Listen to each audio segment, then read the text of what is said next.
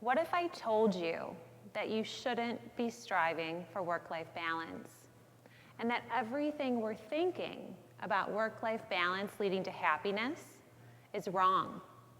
According to the U.S. Bureau of Labor Statistics, quit rates for Americans are at record highs, with over 4 million Americans quitting their jobs in August of this year. People are also suffering in the workplace. Throughout my time practicing in healthcare, I saw a lot of individuals struggling with burnout, and this is even more of a concern now with the COVID-19 pandemic. When it comes down to it, the old model of work-life balance simply isn't working.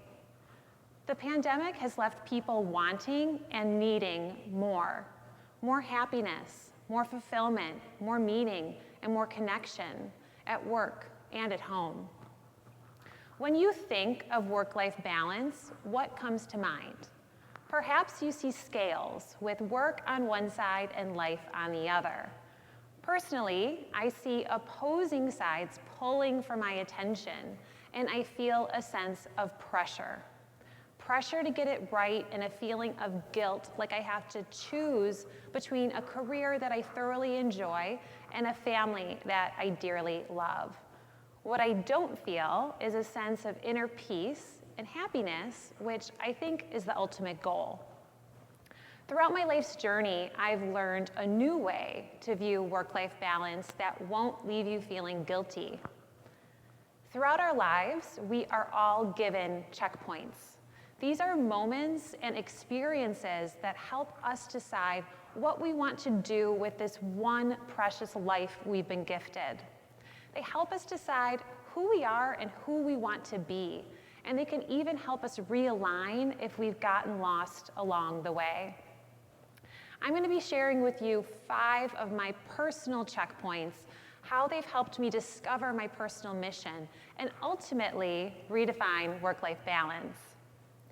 So my first checkpoint came when I was graduating from college, and I had to figure out what to do with the rest of my life. I was debating between going to medical school versus getting my master's to practice as a physician's assistant. I decided to do a little bit of research, and I talked with some medical doctors who told me if I wanted to have balance in my life, I probably should go the PA route. So balance seemed like something that should be really important. I decided to get my master's to practice as a PA. My second checkpoint came at the age of 27 when I married the love of my life. We had so much fun talking about our dreams for the future, including world travel, having flourishing careers, having a family, and buying our first home. We decided to kick it all off with a 2-week honeymoon to Thailand. It was an incredible trip. I came back feeling invigorated and really excited. Upon arriving back to work, I was informed that they were changing the vacation policy. They would no longer allow more than 1 week's vacation at a time. This was a huge shock, and there went my dreams of having a flourishing career and world travel. I realized that this whole idea of work-life balance was actually a lot more complicated than what I had previously thought. My third checkpoint came when I was 29 and I became a mom for the first time. I had always thought that I would want to be working at least part-time when we had a family, but I was left with this burning desire to be a stay-at-home mom. I decided to put my career to the side, and I ended up being home with our children for 6 years. I realized that my idea of work-life balance was changing because I was changing. I had a new mission and a new purpose in my life that I hadn't had when I originally set out on my career path. My fourth checkpoint was the hardest checkpoint of my life, and it was when my mother was diagnosed with stage 4 lung cancer. When you have those really big, really hard life experiences, they lead to a ton of soul searching. And I started to ask myself some really big questions, like, am I living my life to the fullest? I didn't want to have regrets at the end of my life. I decided I was going to figure out what my personal mission was, and I was going to go for it. I ended up going back to work and started practicing in integrative psychiatry, and I even furthered my education and I became an integrative medicine fellow. On paper, I actually had great work-life balance. I was able to pick my kids up from school, I had great work hours, but something really big was missing. I wasn't feeling fulfilled, I was feeling overwhelmed, and I was feeling stressed. I realized that I was trying to make an old model and old dreams fit with a new me, but I wanted more. I wanted more meaning. I wanted more inspiration in my life and in my career. I knew it was time for me to set off on a new mission. My fifth checkpoint is one shared by all of humanity, and it's when the COVID-19 pandemic hit.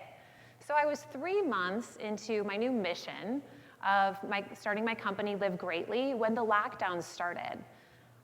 Our kids were e-learning from home, my husband was working from home, and our dining room ended up getting converted to my office. All semblance of balance was thrown out the window. This was a universal checkpoint for all of humanity to start paying attention to what really mattered. This forced us all into our homes to take a close look at ourselves, our lives, and our relationships. If there were problems, they were amplified. When we talk about wanting work-life balance, I think what we're really looking for is actually a feeling that we are living meaningful lives, a feeling that we are living in alignment with our personal missions. I'm no longer striving for work-life balance. I'm now looking for something more like work-life harmony, where work and life support each other and flow together, kind of like a beautiful dance. So how can you have work-life harmony? I have 3 steps to get you started. The first step is to make your personal lives and your careers meaningful. This is a big ask.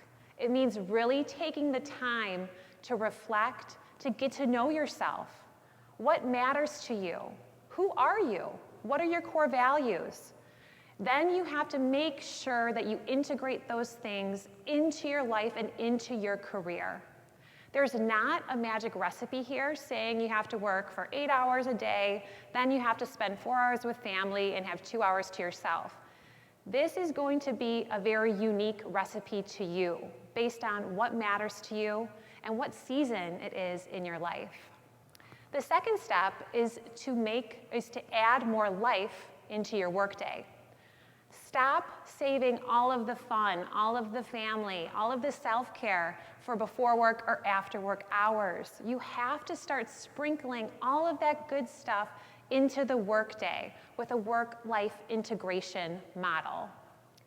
A recent study done by Microsoft took 14 people and they measured the electrical activity in their brains using an EEG. They had these people do 4 30-minute back-to-back Zoom meetings. What they found is that beta waves related to stress increased. They also had changes in the brain associated with less engagement. Now they took this same group and they had them take 10-minute breaks after each 30-minute Zoom meeting to meditate. And what they found is that the beta waves related to stress stabilized and changes in the brain associated with engagement improved. So what this tells me is that taking regular breaks during your workday for all that other stuff in your life is not only important for your health and your well-being, but also for your performance as well. Now, the third step is for employers to recognize that their employees are capable of working from home. Give your employees the ability to make flexible work schedules that support themselves and their families as well. So when it comes down to it, work-life balance is not the key to happiness. However, knowing your mission and living in alignment with it may be. The pandemic has shown us that life is precious. When you're faced with the end of your life, what impact will you have wanted to have on the world? What would you want your last words to be? I think that the most meaningful last words would be mission accomplished. Thank you. Thank you.